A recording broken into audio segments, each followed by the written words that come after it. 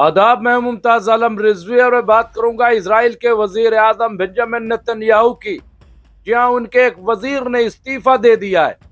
इस्तीफा देने के बाद आज अफरा तफरी है, एक हंगामा है कि आखिर उनके जो सबसे करीबी वजीर हैं उन्होंने इस्तीफा क्यों दे दिया है। ये इसराइल से एक बड़ी खबर इस वक्त आ रही है। आप देखिए कि वजीर आजम बेंजामिन नेतन्याहू के खास माने जाने वाले इसराइल के जो पॉलिसी मेकिंग में वजीर थे, जिनका नाम है रॉन डर्मर, उन्होंने इस्तीफा दे दिया है। जो अपनी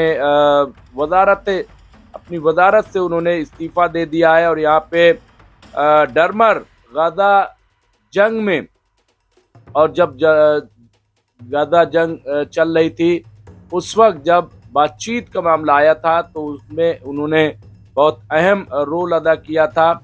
और वो बेंजामिन नेतन्याहू के बेहद करीबी माने जाते हैं। उन्होंने इस्तीफा दे दिया। हालांकि उनके इस्तीफे पर वजीर आजम का जो दफ्तर है उसने अभी कोई रिएक्शन नहीं दिखाया है, उनके इस्तीफे को कबूल नहीं किया है।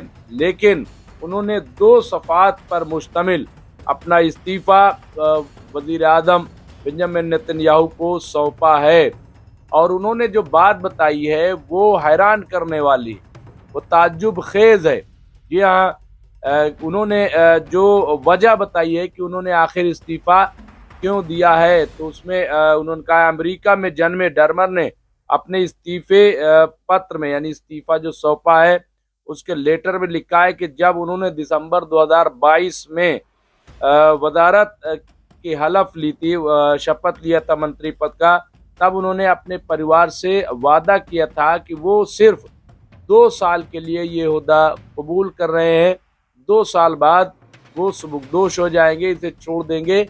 और लेकिन 2 बार उन्होंने अपने परिवार से, अपनी फैमिली से इजाज़त लेकर के वो मंत्री बने, ऐसा कहा जा रहा है। आप देखिए ये कितना हैरान करने वाला, कितना ताज्जुब तेज है कि डर्मर जो है वो अपनी फैमिली से इजाज़त लेकर के ही वजीर 2 बार बढ़े। उन्होंने लिखा है कि पहली बार जून में ईरान की सैन्य परमाणु क्षमता के खतरनाक खतरे को दूर करने के लिए नेतन्याहू के साथ काम करने के लिए कार्यकाल को बढ़ाया गया था वहाँ पे। और दूसरी बार अक्टूबर में गाजा में जब जंगबंदी और वहाँ बंधक बनाए गए इजरायलियों की रिहाई के लिए बातचीत करनी थी, तब हमने अपने वक्त में इजाफा किया था।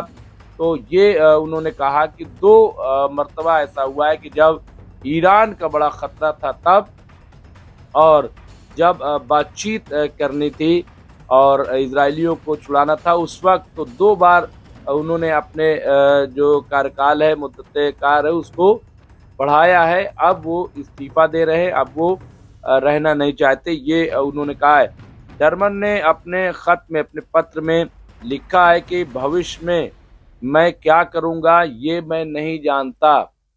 यानी अभी वो कुछ करना चाहते लेकिन क्या करेंगे उन्हें नहीं पता। ये जुमला देखिएगा कि भविष्य में, मुस्तकबिल में मैं क्या करूंगा ये मैं नहीं जानता, लेकिन एक बात मैं पक्की कह देता हूँ, पूरी जिम्मेदारी से कह देता हूँ, या मैं जानता हूँ कि मैं जो भी करूँगा यहूदी लोगों के मुस्तकबिल को महफूज करने के लिए अपना ताउन जो है वो करता रहूँगा। ये उन्होंने अपने लेटर में लिखा है कि यहूदियों की तहफ़्फ़ुज़ के लिए उनकी मदद हर तरह से मैं करता रहूँगा।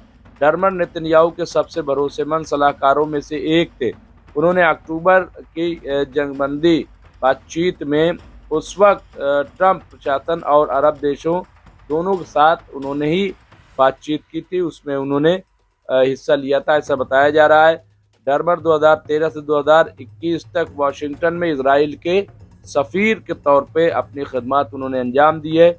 उनका कार्यकाल रिपब्लिकन राष्ट्रपति डोनाल्ड ट्रंप के पहले कार्यकाल 2017 से 21 के साथ ओवरलैप हुआ था। कई डेमोक्रेट्स का मानना था कि डर्मर ने अपने वाशिंगटन कार्यकाल के दौरान रिपब्लिकन पार्टी के बहुत करीब हो गए थे, जिससे इजराइल के पिछले दूतों, यानी जो एम्बेसडर्स हैं, के ज़रिए विकसित द्विदलीय संबंधों को नुकसान पहुंचा था। ये उन्होंने कहा कि इस तरह से लेकिन अब ये खबर जो है आई है वो वाकई अगर देखा जाए तो कम से कम इनके लिए जो डोनाल्ड ट्रंप है उनके लिए ये खबर अच्छी नहीं है। और वो जाहिर सी बात है कि अभी तक इस्तीफा कबूल नहीं किया गया और बहुत सारी ऐसी बातें होती हैं जो सामने या तो लाई नहीं जाती या उन्हें कही नहीं जाती।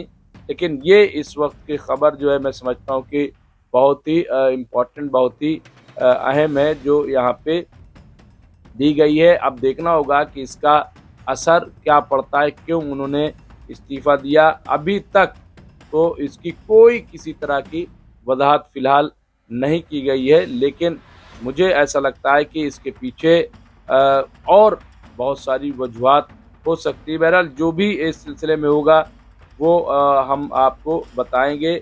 इसके साथ साथ एक खबर और मैं बताता चलूँ, क्योंकि जो ईरान के सुप्रीम लीडर हैं आयतुल्लाह सैयद अली खामनाई, उनके जो मुशीर हैं मुशीर ख़ास अली अकबर विलायती, उन्होंने ये दावा किया है कि अमेरिका ईरान के चाबहार बंदरगाह और पाकिस्तान के ग्वादर बंदरगाह के पास एक नया फौजी अड्डा कायम करना चाह रहा है। वो उसी काम में लगा हुआ है। उनका कहना है कि इससे अमेरिका चीन पर काबू रखना चाहता है और क्षेत्र व्यापार के यानी और क्षेत्र के व्यापार और ऊर्जा मार्गों पर प्रभुत्व बनाना चाहता है। यानी अपना कब्जा एक तरीके से यहाँ पे चाहता है कि जो तजारती सरगर्मियाँ हैं, तजारती जो मामलात हैं उसको कंट्रोल करे और जो यहाँ पे पावर सेक्टर्स हैं उनको कंट्रोल करे। तो इसलिए ये अमेरिका कोशिश कर रहा है। विलायती ने कहा कि अमेरिका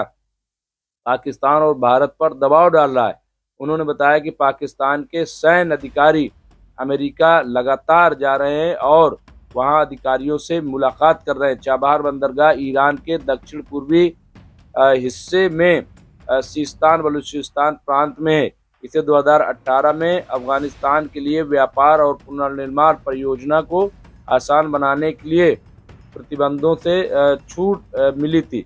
यहाँ पे ये आप देखिए, भारत के लिए ये बंदरगाह बहुत अहम माना जाता है क्योंकि इससे भारत अफगानिस्तान और मध्य एशिया तक सीधे पहुँच सकता है। इसके लिए भारत को पाकिस्तान की मदद की ज़रूरत नहीं पड़ती। भारत इस बंदरगाह के बेहस्ती टर्मिनल का संचालन करता है, बेहस्ती टर्मिनल का संचालन करता है और अब तक 120 बिलियन डॉलर से ज़्यादा का निवेश कर चुका है। भारत की योजना है कि 2026 तक बंदरगाह की क्षमता 5 गुना बढ़ा दी जाएगी, ऐसा भारत सोच रहा है। तो यहाँ पे आप देखिए कि ये अपने आप में एक बड़ी खबर है। इसके अलावा ये भी बड़ी इम्पोर्टेंट खबर है कि अमेरिका जो है वो अमेरिका गादा सरहद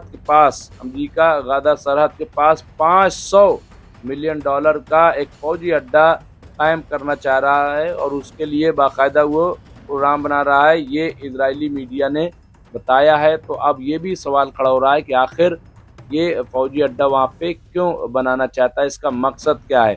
पहले तो अमेरिका ने मना कर दिया था, लेकिन अब वो बना रहा है। तो क्या ये गजा पे निगरानी के लिए है, ये किस पे निगरानी के लिए है, या गजा के साथ साथ दूसरी जगहों पर निगरानी की बात आ रही। बहरहाल ये तमाम बड़ी खबरें थी जो इस वक्त हमने दी है। अब इस पर भी चीमगोइयाँ हो रही हैं, लेकिन इस पे जो भी अपडेट होगा वो हम आपको पेश करते रहेंगे। देखते रहिए MMC न्यूज़ इंडिया। बहुत बहुत शुक्रिया।